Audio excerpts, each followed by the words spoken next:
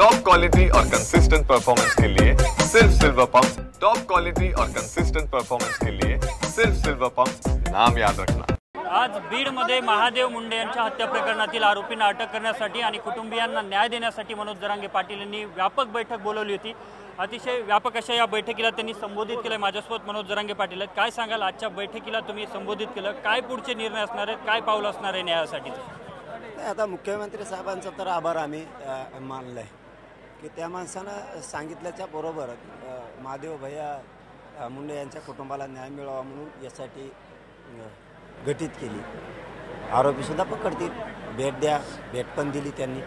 8 दिवस बघूया SP साहेब आणि यासाठी नेमकं काय करते।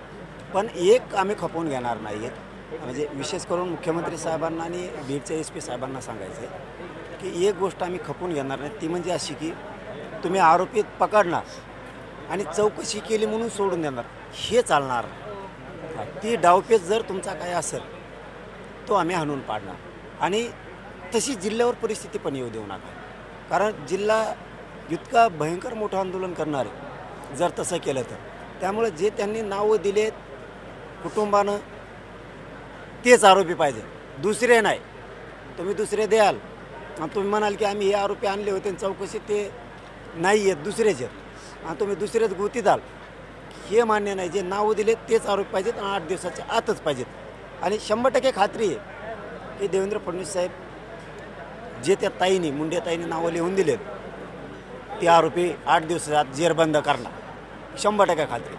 जर असं नाही झालं किंवा मागण्या लवकर मान्य नाही झाल्या तर पुढचं आंदोलन कशा प्रकारचं असणार? बीड सुरू राहणार नाही। बीडमधला एकही रस्ता आणि कुणी दारही उघडं ठेवणार नाही। इतका कडकडीत आणि कठोर निषेध नोंदवला जाणार आहे, पण तो बेमुदत म्हणजे असलं राज्यात देशात कधी आंदोलन झालं नसतं की 100% जोपर्यंत आरोपी अटक होत नाही तोपर्यंत 100% जिल्हा बंद राहिला, असं कधीच झालं नाही। हे मराठी यावेळेस करून दाखवलं। किती दिवसांचं तुम्ही अल्टिमेटम देता त्यांना? नाही, आता ते 8 दिवसाच्या आत आरोपी ही करतील। मी थोडा 29 ऑगस्टपर्यंत गडबडीत आहे, मी आजच नाही तर भेटलो त्या दिवशी कुटुंबाला सांगितलं होतं।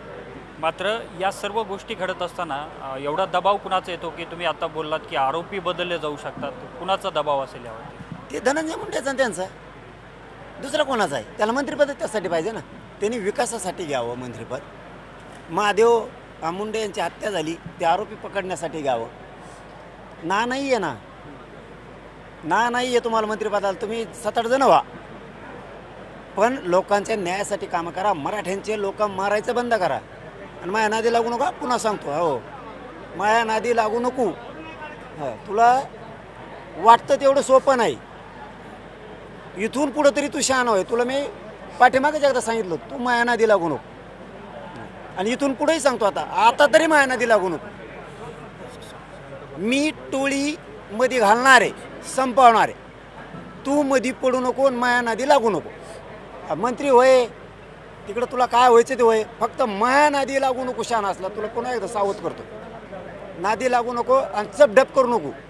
स्वर्गीय मुंडे साहेबांचे महादेव भैया मुंडे यांच्या प्रकरणात मध्ये करू नको, उलट जेवढे आरोपी ते मध्ये टाकू लाग। बघ लोक तो या नावाने टाळ्या वाजतील, नसता तो या नावाने खडे फोडतील लोक। 29 तारखेला तुम्ही आंदोलनासाठी जाताय, कुठला रस्ता असणार आहे, कशा प्रकारे जाणार, किती लोक येते? रस्ता आहे तोच आहे, परंतु आता पाणीला पोरं सगळे शिष्टमंडळ महाराष्ट्राला गेलं होतं सामूहिक।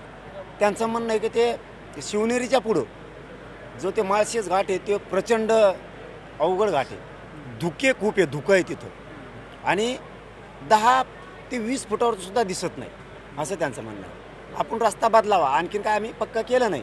शिवनेरीपर्यंत आहे तसंच ठेवावं म्हणतात, शिवनेरीचा मुक्काम, शिवनेरीचं दर्शन घेऊन सकाळी राजगुरू मार्गे चाकण, तळेगाव आणि पनवेल त्या लोणावळा मार्गे जावं, असं गेलेलं शिष्टमंडळाचं म्हणणं आहे।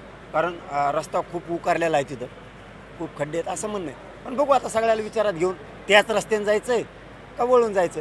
पण एक त्याच्यात आणखीन एक आहे की तिथं मध्ये रस्त्यात गाड्या जर पंक्चर झाल्या तर 60 किलोमीटरचा असा टप्पा आहे जणू, तो गावं नाही माणसं नाही, पंक्चर झाल्या तर काढायची पंचायत आहे पंक्चर लोकांचे माळशेज घाटाच्या मध्ये, त्यामुळे लोकांचे हाल होऊ शकते।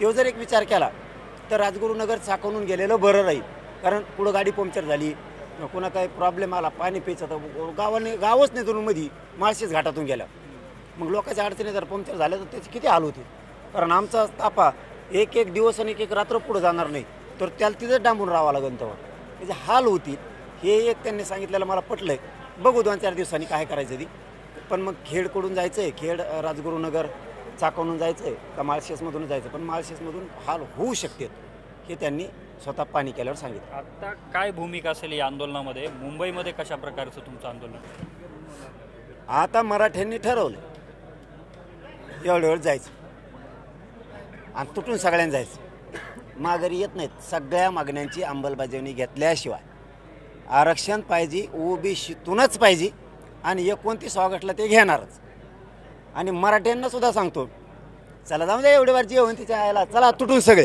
काही विचार नाही करायचा घोसा मुंबईत चौकून.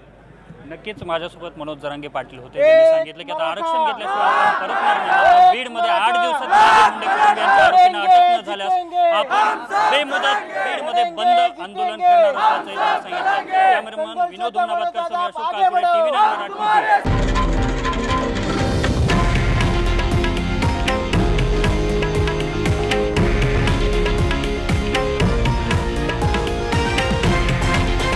हे आहे देशातील नंबर 1 न्यूज नेटवर्क आणि आपण पाहत आहात TV9 मराठी, एकमेव.